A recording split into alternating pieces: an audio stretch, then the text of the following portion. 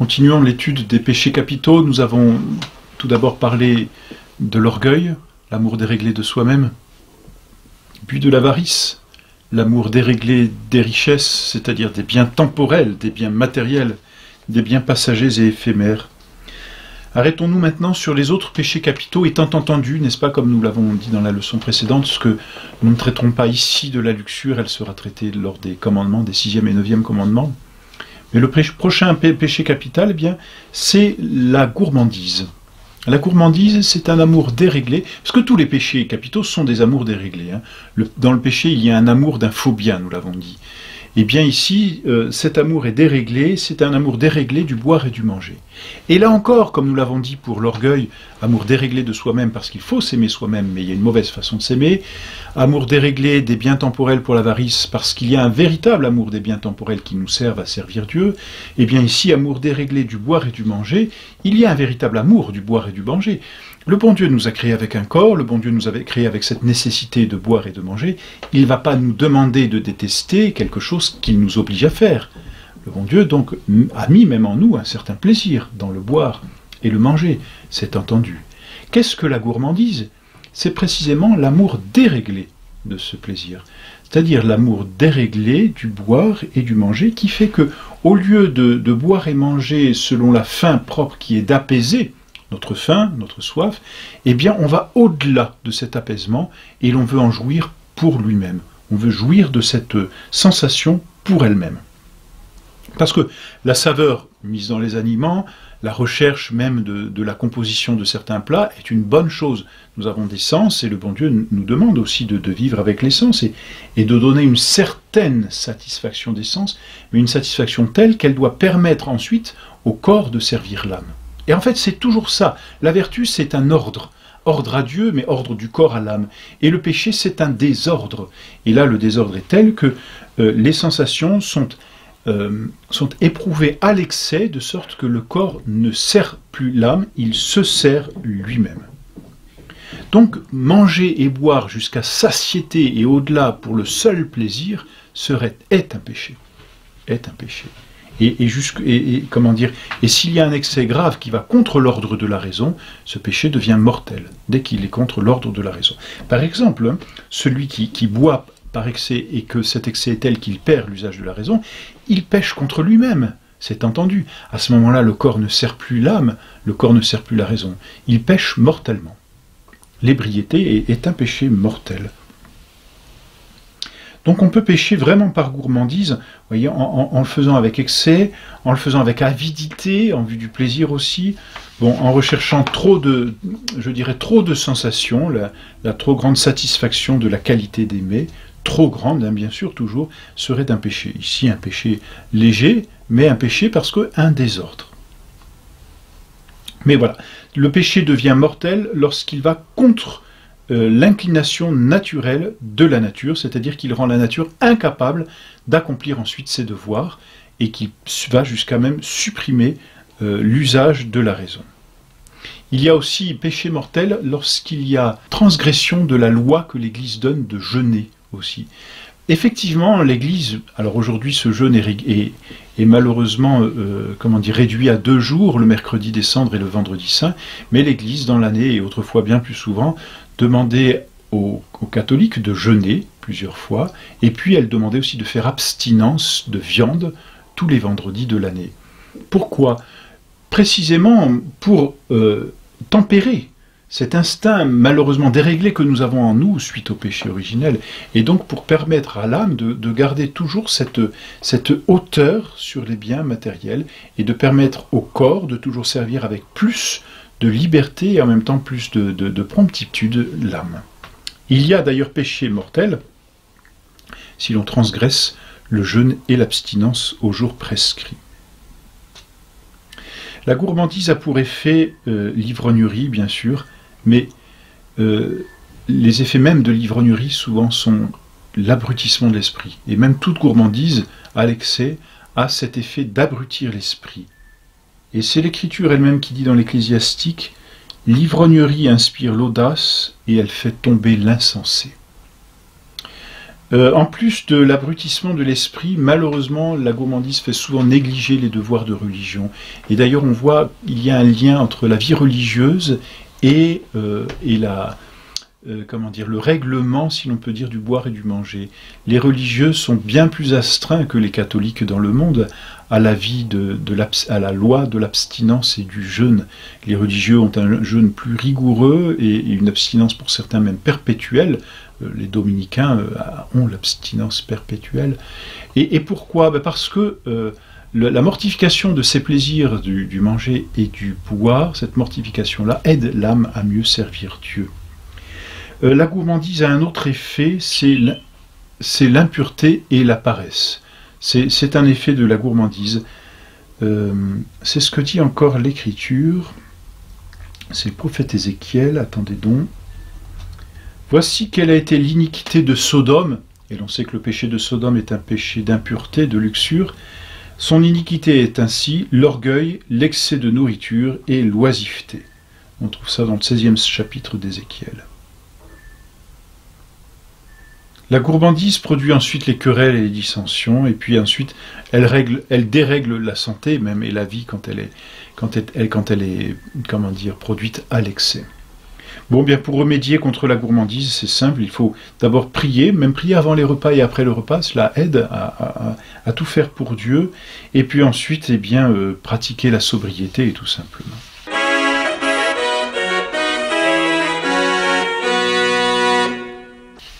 Après la gourmandise, il y a le péché que l'on appelle l'envie, que l'on traduit aussi par la jalousie. L'envie, qu'est-ce que c'est? Et il faut bien comprendre la définition de l'envie. L'envie, c'est une tristesse du bien d'autrui. Les mots sont importants, c'est une tristesse du bien d'autrui. C'est-à-dire que l'on considère le bien d'autrui comme une perte pour soi-même, comme un mal pour soi-même. Donc voilà, il ne faut pas confondre l'envie avec d'autres sentiments. Par exemple, l'émulation. L'émulation n'est pas l'envie. Ou par exemple, s'attrister d'un bien que l'autre a parce qu'on le voudrait aussi soi-même, n'est pas de l'envie, tant que l'on considère que le prochain peut avoir ce bien. Non, ce qui définit le péché d'envie, c'est cette tristesse du bien d'autrui, considérée comme un mal pour soi-même.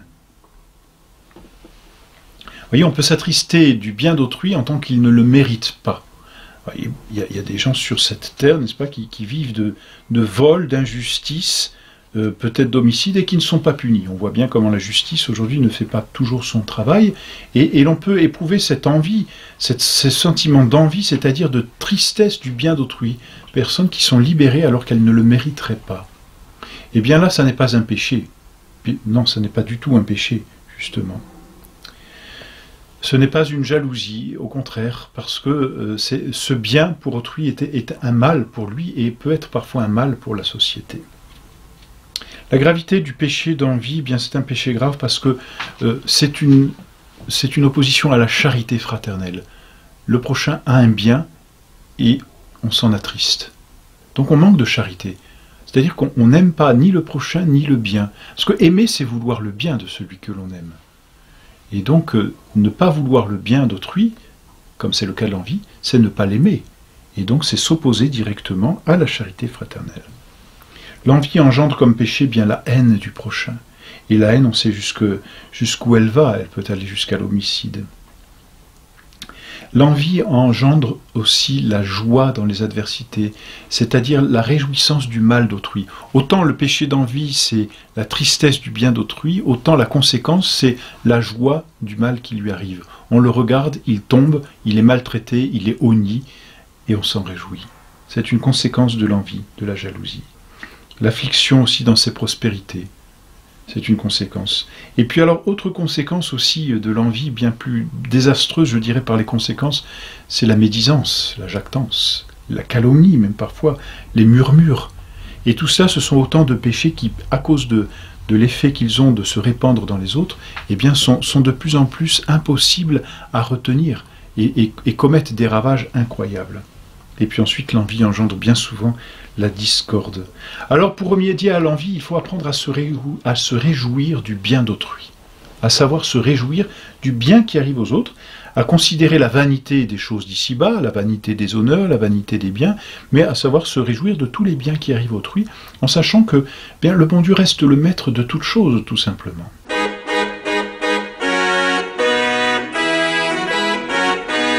Après l'envie, il y a un autre péché capital, c'est la colère. La colère est ce péché qui est un mouvement déréglé de l'âme face à l'adversité et qui nous porte à nous venger. C'est ce qui définit la colère. La colère, c'est ce péché donc qui fait repousser avec violence ce qui déplaît. D'ailleurs, on assimile bien souvent coléreux ou colérique à violence, et puis qui porte à la vengeance. Le colérique est un homme qui se venge. C'est un mouvement déréglé. C'est un mouvement déréglé dans la mesure où il est désordonné. Il peut y avoir une juste colère. Il peut y avoir une bonne colère. D'ailleurs, l'Écriture dit mettez-vous en colère, c'est le psaume 90, je crois. Mettez-vous en colère et ne péchez pas. Et notre Seigneur s'est mis en colère. Parce que notre Seigneur s'est vengé d'une véritable injure faite à Dieu. C'était le temple qui était profané ici, et notre Seigneur a chassé les vendeurs du temple, n'est-ce pas? Mais il peut y avoir du péché de colère, par exemple, quand on exerce la vengeance contre quelqu'un qui ne l'a pas mérité, contre quelqu'un où on exerce la vengeance alors qu'on n'a pas l'autorité légitime pour exercer cette vengeance, ou qu'on exerce cette vengeance d'une façon déréglée, et qu'on punit beaucoup plus quelqu'un qui mériterait une moindre vengeance, voyez? Ou alors, si l'on exerce la vengeance, non pas en désirant satisfaire la justice et réparer l'injustice, mais en voulant satisfaire sa propre, son propre sentiment, sa propre malveillance. Alors là, la colère est un péché. Voyez. La colère peut devenir aussi démesurée, et donc dans ce cas, on pêche par excès. Voilà, la colère engendre l'indignation. La colère engendre l'enflure du cœur aussi, c'est de ce cœur qui se porte à la vengeance. Et donc celui qui a un cœur enflé de colère, celui-là est prompt à la vengeance. Et malheureusement, la colère, bien sûr, engendre les rixes, les querelles, les paroles outrageantes, mais elle engendre aussi bien souvent la précipitation et la démesure. Et ça, ce sont des péchés bien plus graves parce qu'ils vont contre la raison. Et c'est là qu'ils deviennent véritablement péchés, vous voyez. Ils vont contre la raison. La démesure est telle que la raison n'arrive plus à contrôler, la raison n'arrive plus à indiquer quelle est la juste mesure. Péché de colère.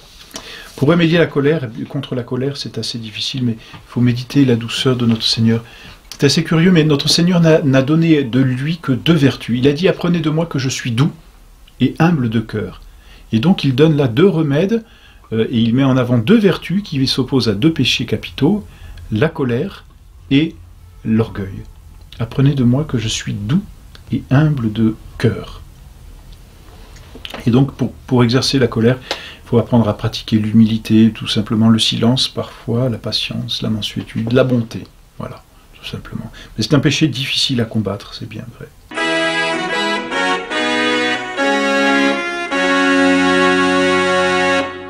Et puis, dernier péché capital qu'il nous reste à voir, c'est la paresse. On peut dire d'une façon générale que la paresse est un mouvement déréglé du repos, c'est-à-dire un mouvement tel qu'il nous porte à négliger nos devoirs.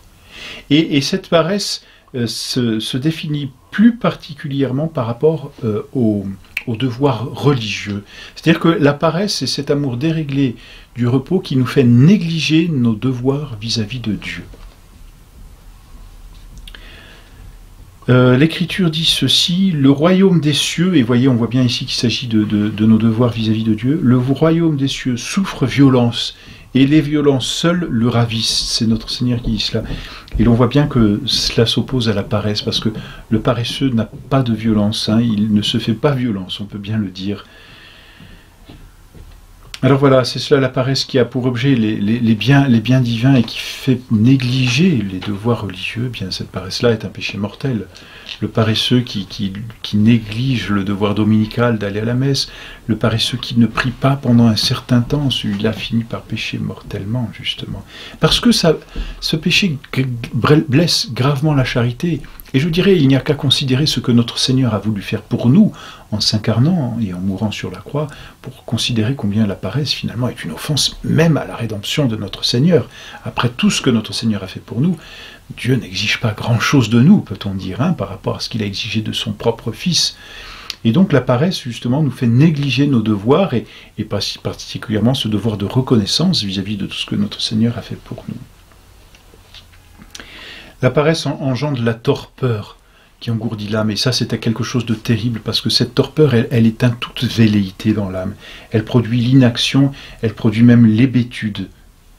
La paresse engendre aussi la lâcheté, c'est-à-dire la crainte de faire quelque chose et de quelque chose de difficile.